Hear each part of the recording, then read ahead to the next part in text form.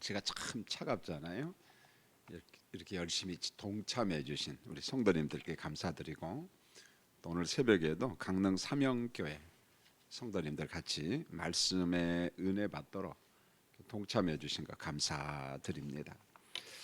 오늘 세 번째 날인데, 첫 번째 날은 아브라함, 나는 전능한 하나님이라, 이런 주제입니다. 아브라함이 영적 암흑기에 있을 때에 하나님께서 찾아오셔서 절대 육신적인 방법으로 일을 하면 안 된다. 그래서 하나님 앞에서 행하여 완전하라, 이렇게 말했어요. 완전하라, 이 말은 말 그대로 하나님이 기뻐하시는 믿음이 있느냐, 그 다음에 그 믿음대로 실천하느냐, 행함이 있느냐, 그걸 요구한 겁니다.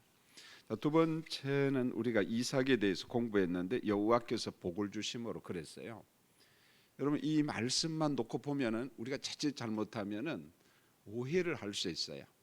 이삭이 너무 기근이 심하기 때문에 애굽으로 내려가지 않으면 먹고 살 방법이 없거든요. 근데 하나님께서 찾아오셔서 절대 내려가면 안 된다. 사실 아브라함은 내려갔거든요. 그래서 많은 수모를 겪습니다.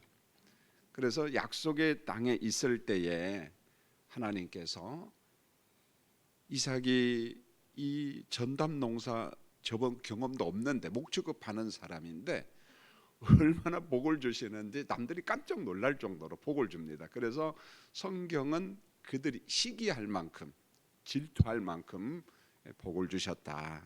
그래서 우리가 어떤 위기 상황 속에서 또 하나님의 은혜, 축복을 얼마든지 경험할 수가 있습니다.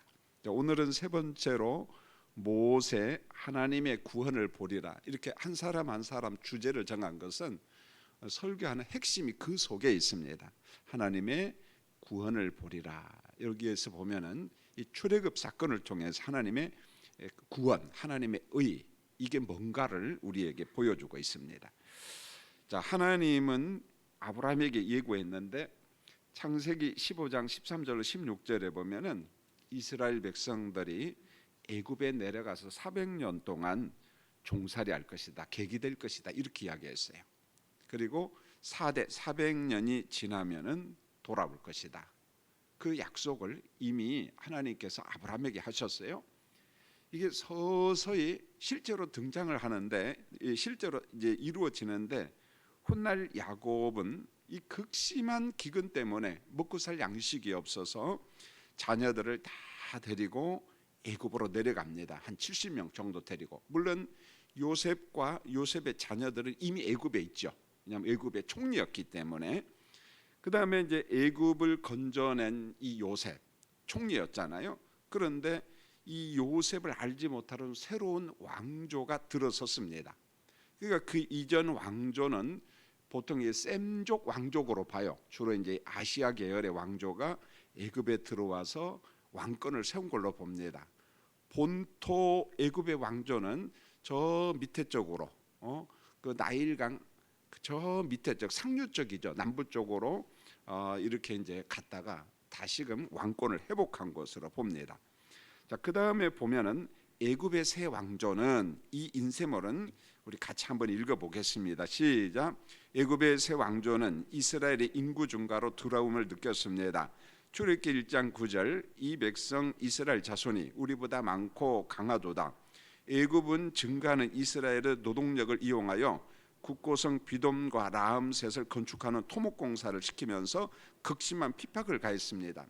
이건 조금 보충 설명이 필요한데, 애굽의 새 왕조가 너무너무 깜짝 놀랐어요. 이스라엘의 인구 증가로 인하여 두려웠어요. 너무 막 인구가 막 폭발하듯이 인구가 증가하니까, 야, 혹시 우리가 저쪽 셈족 계열 사람이나 다른 종족들하고 전쟁을 하면은 저들이 그들을 돕고 우리를 제공국 반격하면 어떻게 되나, 그런 두려움이 있었어요. 여러분, 어느 정도 두려웠냐면, 출애굽기 1장 9절에는 이스라엘 자손이 우리보다 많고 강하도다, 그렇게 했는데, 출애굽기 1장 7절을 보면은 매우 강하도다, 이렇게 이야기했어요. 그러니까 우리가 생각하는 것보다 훨씬 더 강력했어요. 그 강력한 어떤 군사 기술이 탁월해서라기보다는 그 인구가 굉장히 많다 보니까 애굽의 새 왕조가 굉장히 두려움을 느꼈습니다. 그래서 이 문제를 어떻게 해결할까 하다가 애굽은 증가하는 이스라엘의 노동력을 이용하여 했는데 그냥 단순히 노동력, 어떤 에너지, 자 이것을 이용하기 위해서 토목공사를 한 게 아니라 토목공사도 하지만 노동력도 이용하지만은 한편으로는 출애굽기 1장 10절에 보면 이런 말이 나와요. 지혜롭게 이스라엘을 관리하자, 그런 말이에요. 폭발하는 인구, 혹시 저들이 우리를 대적하면은 굉장히 위험한데, 자 그러면 어떻게 관리하고 할 것인가? 그 중에 하나가 이 토목공사, 성읍공사하면서 이스라엘의 강력한 힘을 빼는 거예요. 죽이는 겁니다, 사실은요. 자, 두 가지를 하는 거죠. 그들의 막강한 그 힘, 매우 강한 힘, 노동력, 인구, 이것도 잔인하게 짓누르고 한편으로는 이스라엘의 그 노동력을 이용해서 토목공사, 성읍공사를 해서 어떤 혜택을 보고 뭐 그런 거죠. 보면은 그렇게 애굽의 새 왕조가 굉장히 사실은 두려운 거예요. 보면은 저들이 우리를 대적하면 어떻게 하나? 자, 다른 나라하고 합해갖고 우리를 역공격하면 어떻게 하나? 이런 굉장한 위기 가운데 한편으로는 극심한 핍박이 이루어진 겁니다. 자, 1번에 보면은 모세 이야기가 나오는데, 자, 첫 번째 단락을 같이 읽겠습니다. 시작. 애굽의 극심한 핍박을 받는 이스라엘 백성들이 하나님께 부르짖었습니다. 출애굽기 2장 23절로 25절. 이스라엘 자손은 고된 노동으로 말미암아 탄식하며 부르짖으니 하나님께 상달된지라. 하나님이 이스라엘 자손을 돌보셨고 그랬어요. 여러분, 이 정도 부르짖음, 카라 부르짖는 것은요, 이스라엘 백성들이 보통에서는 안 부르짖어요. 그냥 형식적인 기도는 합니다. 그런데 이거 우리다가 다 죽게 생겼구나, 너무 힘들고 이 핍박이 너무 잔인했습니다. 그래서 이들이 하나님 앞에 부르짖어 막 기도했습니다. 부르짖어 굉장히 기도하죠. 우리가 이렇게 평범하게 기도하는 것을 뛰어넘는 거죠. 이건 내가 기도치 아니하면은 도무지 안 되겠다. 그러면서 하나님 앞에 부르짖어 기도했습니다. 자, 그다음 단락 봅니다. 시작. 이스라엘 백성들이 고난을 당할 때에 모세가 태어났습니다. 모세는 물에서 건져낸이란 뜻입니다. 갈대 상자에 넣어 나일강에 던져진 모세가 건짐받은 것처럼 모세는 죄악과 우상의 소굴에서 갇혀있는 이스라엘 백성을 건져내는 자로 삼아. 여러분, 모세라는 말은 물에서 건져냈다는 거예요. 갈대 상자에서. 그래서 이 갈대 상자 의미 가운데 그 노아의 방주, 그런 의미가 똑같이 있거든요. 자, 모세 자체가 갈대 상자에서 건짐받은 것처럼 하나님께서는 이 모세를 통해서 우상의 소굴 가운데 갇혀있는, 동굴 가운데 갇혀있는 이스라엘 백성, 언약 백성들을 건져내기로 하나님이 섭리하시고 모세를 지도자로 세운 겁니다. 여러분, 그 다음 단락은 이 모세를 어떻게 해석하느냐, 성경이 성경을 해석하는 거죠. 사도 바울이 해석을 한 겁니다. 여러분, 이것은 좀 소리내서 읽으면서 우리가 말씀을 가르치는 입장에서는 이 말씀을 꼭 알아야 되거든요. 자, 읽겠습니다. 시작. 모세는 장차 오실 메시아의 예표적인 사람입니다. 고린도전서 10장 1절로 2절. 형제들아, 나는 너희가 알지 못하기를 원하지 아니하노니 우리 조상들이 다 구름 아래 있고 바다 가운데로 지나며 모세에게 속하여 다 구름의 바다에서 세례를 받고 이스라엘 백성들은 모세에게 속하여 구름과 바다에서 세례를 받았다고.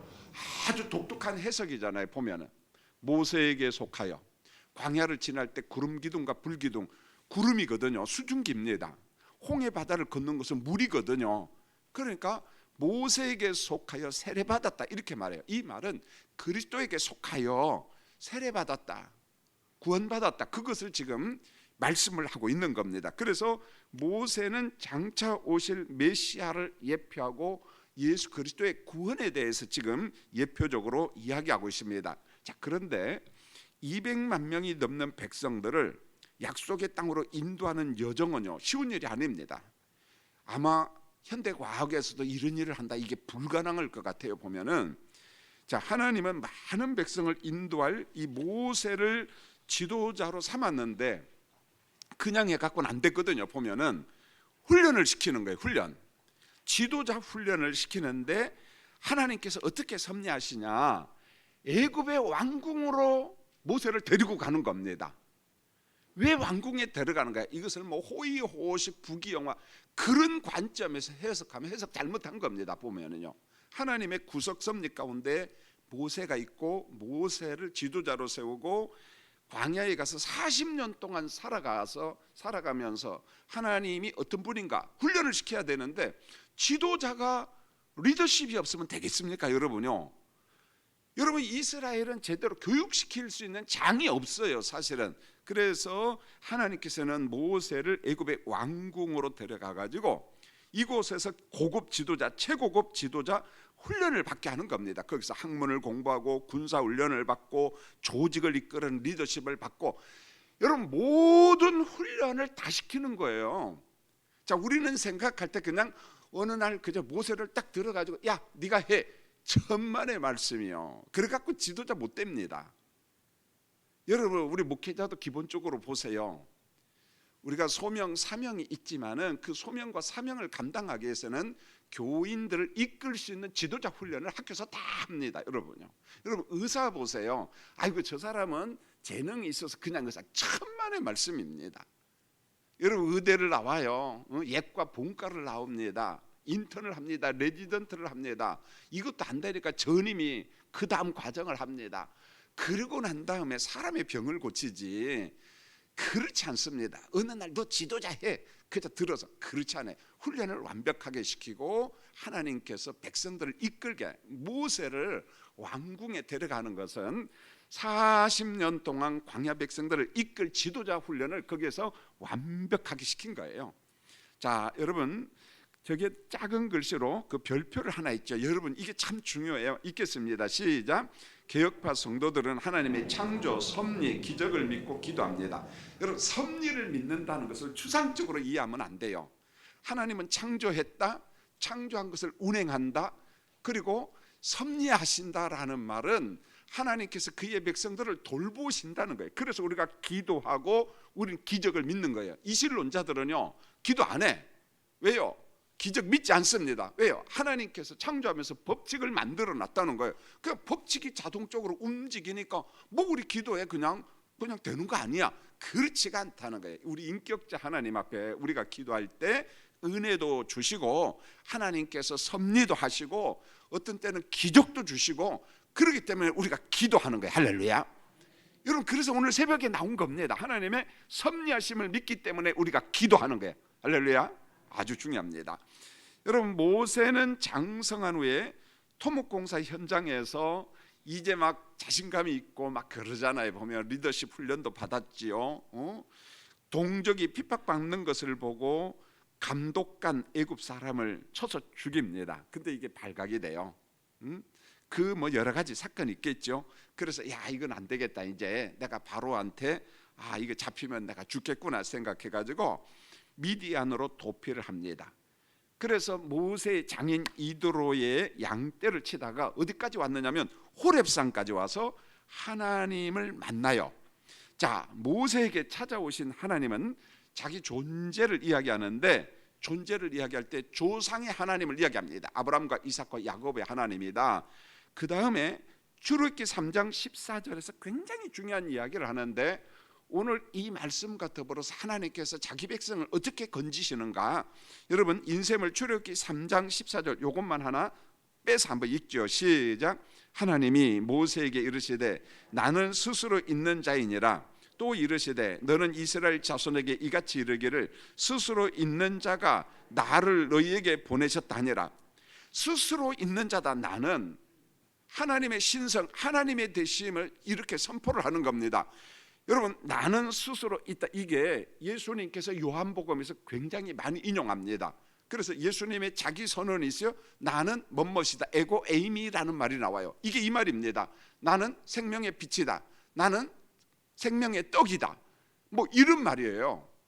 그러니까 하나님의 자기 선언, 예수님의 자기 선언이죠. 보면은 자 분명히 하나님은 초월자입니다.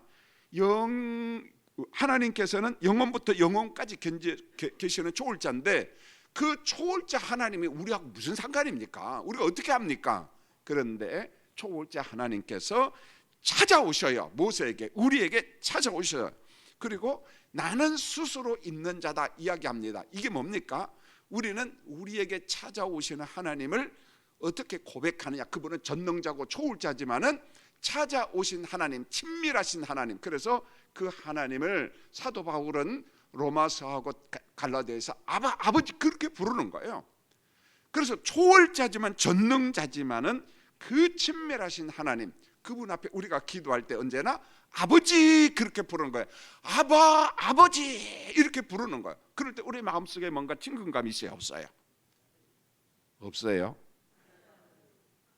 좀 크게 좀 이야기하세요. 아버지 부르는 거예요. 오늘 새벽에 할렐루야. 그렇게 부르짖으라는 말이에요. 아버지, 전능자 초월자지만은 그 친밀하신 하나님께 아버지 그렇게 부르짖으라 그런 거예요. 스스로 존재하신 하나님. 여러분, 두 번째 보면은 10가지 재앙이 나오는데 여기서 이제 핵심은 유월절 어린 양의 피입니다. 왜 하필이면 10가지 재앙인가? 여러분, 10자 10은 만수예요. 숫자가 가득 찼다는 말이에요. 예? 그래서 1, 2, 3, 4, 4 빵 그러거든요. 그 이상의 수는 없다. 물론 이제 있지요. 뭐 11, 12. 그런데 10가지 수의 반복해서 이제 그렇게 나가는 거거든요. 그런데 재앙이 10가지거든요. 이 말은 애굽의 우상에 대한 완전 심판이 완전 심판. 이게 애굽에 있는 신들 우상은 전부 다 가짜라는 거예요. 그래서 10가지 재앙 사건을 통해서 참 하나님, 거짓된 신, 우상, 그것을 딱 보여주는 겁니다. 그러면서 이스라엘 백성들에게 정체성을 교육하는 거예요. 10가지 재앙을 통해 가지고. 자, 너희가 지금까지 여기서 400년 동안 살면서 배운 게 뭐예요? 애굽의 우상이에요. 애굽의 신입니다. 우리가 여호와의 백성이라는 거 까마득하게 거의 다 잊어버렸는지도 모르겠어요. 심지어 보세요. 아론과 같은 사람이 출애굽했어요. 광야에 나왔어요. 모세가 시내산에 올라가서 덫이 내려오니까 송아지 만들어 놓고 이게 우리를 인도한 신이다. 정신 나간 짓 합니다. 하나님을 그렇게 경험하고. 무슨 말입니까? 이미 이스라엘 백성들은 애굽에서 살면서 애굽화 돼버렸어요. 이걸 고친다는 건 너무너무 어렵습니다. 그러니까 하나님께서 10가지 재앙을 내리고 애굽에서 생활하면서 하나님이 누군가, 우리가 누군가, 그런 정체성 훈련을 시키는 겁니다. 그래서 여러분, 10가지 재앙은 제가 말하지 않겠어요. 뭐 피재앙, 개구리, 이, 파리, 악질, 독종, 우방, 메뚜기, 흠앙, 장자, 초태생. 자, 이 부분적인 이게 무슨 신인가, 이것은 시간이 없기 때문에 그냥 넘어갑니다. 자, 중요한 것은 10가지 재앙을 우리 삶에 적용을 해야 되는데, 여러분 11페이지 맨 위에 별표를 한번 볼까요? 자, 이게 우리의 적용이에요. 읽겠습니다. 시작. 우리가 의지하는 10가지 우상을 내려놓아야 한다. 여러분, 10가지 재앙을 통해서 하나님께서 이스라엘 백성들에게 주는 게 뭐냐? 애굽에 있는 재앙, 애굽에 있는 신, 우상, 허상이 아무것도 아니다는 거예요. 그런데 놀라운 사실은요, 우리 안에 10가지 재앙 같은 우상이 있다는 거예요. 보면은요, 그게 뭔지 전 모르겠어요. 내 안에 있는 우상은 알겠죠. 김 목사는. 여러분 안에 있는 우상도 있겠죠. 보면은요, 그런 모든 우상을 다 내려놓는 거예요. 다 내려놔라. 하나님 정복 십자가보다 더 귀하게 여기고 그걸 붙잡고 어쩔 줄 몰라 하는 10가지 우상이 있는데, 그것을 하나님께서 다 심판해버린 거예요. 그걸 다 내려놓으라는 거예요. 자, 그걸 내려놓고 지금 출애굽이 시작되는 겁니다. 보면은, 자, 10번째 재앙은 이것은 있겠습니다. 시작. 10번째 재앙은 사람의 장자와 가축의 초태성을 모두 치는 죽음의 재앙입니다. 장자와 짐승의 초태성을 죽이기 전에 하나님의 은혜가 임했습니다. 흠이 없는 어린 양을 잡아 양의 피를 집 좌우 문설주와 임방에 바르라. 하나님의 사자가 애굽을 심판할 때 내가 피를 볼 때에 너희를 넘어가리니 재앙이 너희에게서 내려 멸하지 아니하리라. 여러분, 10가지 재앙과 함께 어린 양을 잡잖아요. 유월절 어린 양. 그리고 그 어린 양의 피를 갖다가 집 좌우 문설주 임방에 바르라. 내가 피를 볼 때에, 죽음의 사자가 피를 볼 때에, 하나님이 피를 볼 때에 너희를 넘어가리니 재앙이 너희에게서 내려 멸하지 아니하리라. 이렇게 이야기했습니다. 그러면은 유월절 어린 양은 뭐냐는 거예요. 보면은 자, 그다음 단락 보겠습니다. 시작. 유월절에 피 흘린 어린 양은 그리스도의 모형입니다. 유월절 어린 양의 희생은 예수 그리스도 안에서 성취된 십자가 대속임을, 예수님의 십자가 죽음과 부활로 인하여 구약의 유월절은 성취가 되었습니다. 문자적인 절기를 지킬 필요가 없게 되었습니다. 유월절의 영적인 정신은 예수님이 제정하신 성찬 시간에 실현이 되고 있습니다. 여러분, 지금 오늘 우리가 은혜 시대, 구약의 모든 사건이 성취된 이 그리스도 시대, 은혜 시대에는 유월절을 그대로 지킬 필요는 없어요. 짐승을 잡거나 그럴 필요는 없어요. 물론 지금도 유대교회는 사마리아 그리심산 쪽에 사는 사람들은 유월절 양을 잡아요. 우리나라도 이단들이 있잖아요. 안상홍파 그 사람들 유월절을 지킨다고 합니다. 짐승을 잡는지 안 잡는지는 제가 모르겠어요. 보면은요, 유월절 절기가 되면 막 그 플랜카드 써져 있는 것을 보게 됩니다. 그릇된 거죠. 보면은요, 여러분, 우리가 유월절 절기는 은혜 시대에, 성취 시대에 지키지는 않지만은 유월절의 영적인 정신은 한 번도 사라진 적이 없습니다. 예수님이 제정하신 성찬 시간에서 그대로 실현되고 있어요. 보면은 그 정신이, 은혜가 있다는 것입니다. 그래서 우리가 금요일마다 우리 목사님들을 통해서 교회 표지가 뭐냐 하면서 말씀과 성례와 권징에 대해서 배우는데, 성례는 교회 표지 중에 하나예요. 우리가 그래서 성례식, 성찬식을 자주 해야 되고 은혜롭게 해야 된다는 거죠. 그래서 이 성찬식을 통해서 유월절의 영적 정신을 우리가 늘 배울 수가 있습니다. 세 번째, 오늘 설교의 핵심이에요. 홍해 앞에서 하나님의 구원을 보리라. 하나님의 구원을 보리라. 자, 여러분, 그 위에 단락을 같이 한번 읽겠습니다. 시작. 애굽의 바로는 10가지 재앙 후에 이스라엘 백성을 보냈습니다. 죄악과 우상의 소굴을 떠나 걸어가는 곳은 광야입니다. 낮의 더위와 밤의 추위가 있는 광야입니다. 덥고 추운 광야 백성들에게 낮에는 구름으로 밤에는 불기둥으로 함께 하셨어요. 여러분, 여전히 지금 광야 가운데 있어요. 나그네 인생을 산다는 게 너무 힘들어. 그러니까 목자 되신 하나님께서 자기 백성들에게 구름과 불로 선하게 인도하십니다. 그런데 문제가 생겼어요. 이 사악한 바로가 그냥 내버려 둡니까? 그 많은 노동력, 인력 저들이 가고 있는데 뒤쫓아오는 거예요. 자, 한번 읽겠습니다. 바로는 시작. 바로는 최신식 무기를 동원하여 이스라엘을 추격했습니다. 가까이 도달한 애국 군대를 본 이스라엘은 두려움에 잡히고 하나님과 모세를 원망했습니다. 출애굽기 14장 10절로 12절. 이스라엘 자손이 심히 두려워하여 모세에게 이르되 애굽에 매장지가 없어서 이 광야에서 죽게 하느냐? 우리가 애굽 사람을 섬길 것이라 하지 아니하더냐? 애굽에서 죽는 것이 광야에서 죽는 것보다 낫겠다. 그냥 사람이 틈만 나면은 하나님 나 죽겠습니다, 못 살겠습니다 막 그러는 거예요. 원망하는 겁니다. 자, 하나님은 어떤 말일지라도 듣고 계셔요. 여러분, 오늘 새벽에 다시 한번 이 말씀을 기억하시고 묵상했으면 합니다. 그래서 민수기 14장 27절로 28절에 보면은 원망의 말을 들으신 하나님, 그래 너희가 광야에서 죽고 싶어? 그래 알았다 내가 광야에서 다 죽여주마. 1세대 광야에서 다 죽습니다. 여러분, 조금 힘들어도 하나님 나 살고 싶어요 그렇게 이야기하세요. 또 오늘 아침에 오니까 너무 추워서 아이고 목사님은 이 추운 날 영성 새벽 기도는 다 추워 죽겠다 그러는데 이거 가다가 죽으면 어떻게 할래요? 여러분요, 절대 죽지 않습니다. 그러니까 빈말이라도 허트르게 하면 안 된다는 거예요. 보면은 우리가 그 습관화가 돼버렸잖아요. 보면은 말 조심하라. 그러나 여러분 12페이지 위에서 두 번째 경건한 말도 듣고 계셔요. 하나님께서 기념책에다 기록합니다.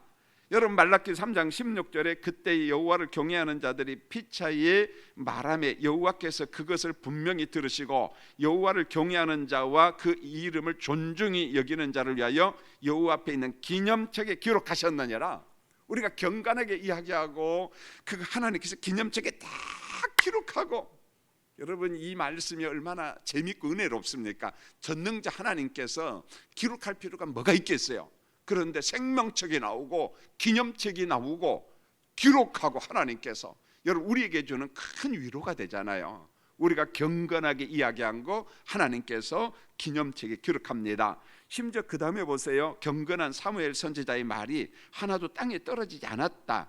사무엘이 자라매 여호와께서 그와 함께 계셔서 그의 말이 하나도 땅에 떨어지지 않게 하시니, 하나님의 일꾼으로 쓰임 받은 사무엘이 뭔가를 이야기할 때마다 그 말이 얼마나 귀했으면은 그 말이 땅에 떨어지지 않도록 하나님께서 은혜를 주시고 말에 권위가 있는 거예요. 여러분요, 여러분 부모님들이요, 어머니 아버지들이요, 여러분의 많이 집에서 권위가 있어야 돼요. 그런데 여러분의 말이 권위가 없으면 자꾸 땅에 떨어지면 자식들도 여러분 말 듣지가 않습니다. 그런데 말을 함부로 하면 권위가 없어요. 늘 경건한 말을 하실 때 아하, 이 말이 참 맞다, 옳다, 권위가 있어요. 땅에 떨어지지 않는다는 것입니다.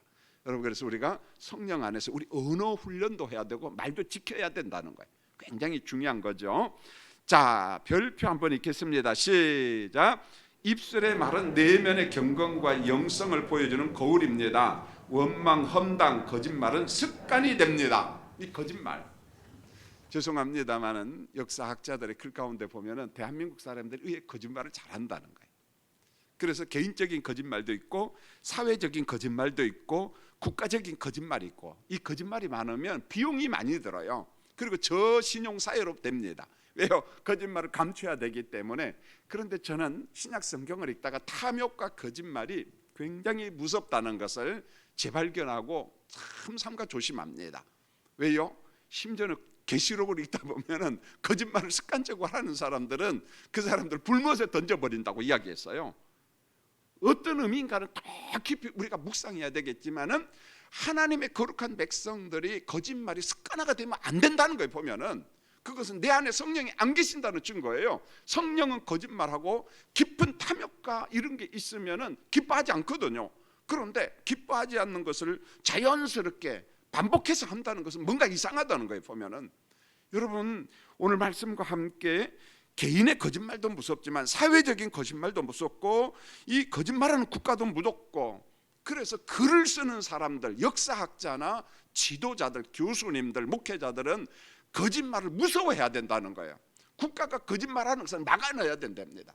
그런데 요즘 우리 정치가들 보십시오. 거짓말이 일상이 되고 거짓말에 백성들 놀아나고 그냥 우리가 남이야 하면서 거짓말도 아멘 다 하려고 하고, 이 문제가 심각하다는 거예요. 지금요, 거짓말하면 안 됩니다, 여러분요. 자, 그 다음 단락을 읽겠습니다. 시작. 이스라엘 백성들의 구원을 위해 할 수 있는 방법은 없습니다. 동서남북 사방 막힌 곳에서 구원하시는 하나님밖에 없습니다. 출애굽기 14장 13절 14절, 오늘 이 말씀의 핵심이에요. 시작. 모세가 백성에게 이르되 너희는 두려워하지 말고 가만히 있어서 여호와께서 오늘 너희를 위하여 행하시는 구원을 보라. 너희가 오늘 본 애굽 사람은 영원히 다시 보지 아니하리라. 여호와께서 너희를 위하여 싸우시리니 너희는 가만히 있어라. 자, 이게 무슨 말입니까? 지금 출애굽을 시작합니다. 광야를 지났어요. 근데 앞에 딱 홍해 바다가 기다리고 있어요. 군인들이 막 달려옵니다. 난리가 나서 원망하며 우리를 잡아 죽이려고 여기까지 데려왔느냐. 그때 하나님께서 이야기를 합니다. 모세를 통해서 너희는 가만히 서서 지켜만 봐라. 그러면 홍해가 열릴 것이고 건너갈 것이다. 여기에 단순히 홍해 도하 사건만 있는 것이 아니라 출애굽 속에 나오는 구원론이 여기에 있어요. 하나님의 의가 여기에 있습니다. 우리가 홍해를 건너고 우리가 구원받는 것은 우리가 무슨 일을 해서 행위, 어떤 공로, 노력에 의해서 되는 것이 아니라 그냥 하나님의 은혜를 믿고 가만히 있는 거예요. 그 은혜가 우리를 건져내는 거예요. 하나님의 일하심을 우리는 믿으면 되는 겁니다. 의롭다 여김을 받는 겁니다. 여러분, 출애굽기에 나오는 구원론은 성경의 구원론이에요. 그게 신약 성경에서 그리스도를 통해서 한 번 더 이야기하는 겁니다. 여러분, 우리는 행위구원, 공로구원을 믿나요? 아니요. 무슨 구원이에요? 믿음으로 의롭다 여김을 받는 겁니다. 믿음으로 의롭다 받고 믿음으로 사는 겁니다, 여러분요. 그래서 그 다음 단락은 하나님의 구원은 누리는 공식은 오직 믿음밖에 없습니다. 우리가 하나님의 존재를 믿고 그분의 말씀과 하신 일과 하실 일을 믿을 때 의롭다고 여겨주십니다. 하나님의 의, 하나님의 구원, 그리스도의 의는 예수님의 십자가 대속 죽으심과 장사 지냄 생명의 부활을 믿음으로 수용할 때, 아멘할 때 의롭다고 여김을 받게 되는 거예요. 하나님의 의는 믿는 자에게 전가되는 구원이에요. 여러분요, 굉장히 중요한 게 뭐냐? 우리는 행위 구원 믿지 않아요. 인정하지 않아요. 하나님이 이루신 십자가, 장사되는 부활, 이 모든 것을 믿을 때에 하나님께서 우리를 의롭다고 여겨주시는 겁니다. 하나님의 의가 우리에게 전가되는 겁니다. 여러분, 우리가 전도할 때 우리가 이제 늘 천주교 때문에 좀 갈등이 있는데, 전 이렇게 이야기합니다. 우리 피택자 교육을 해서, 여러분 국교가 천주교인 데가 많아. 전 세계 보면 막 아르헨티나, 스페인 보면은, 그러면 그들의 구원이 없을 것이냐? 있을 수도 있고 없을 수도 있어요. 중요한 게 뭐냐? 너 예수 믿느냐는 거예요. 십자가 믿느냐? 장사 지냄 믿느냐? 부활 믿느냐? 아멘 하면 그건 이미 의롭다, 인침받은 거룩한 백성이야. 거기에 어떤 역사적 교리적인 이야기 이런 거 다 제쳐두고 중요한 게 뭐냐? 십자가 예수를 믿느냐?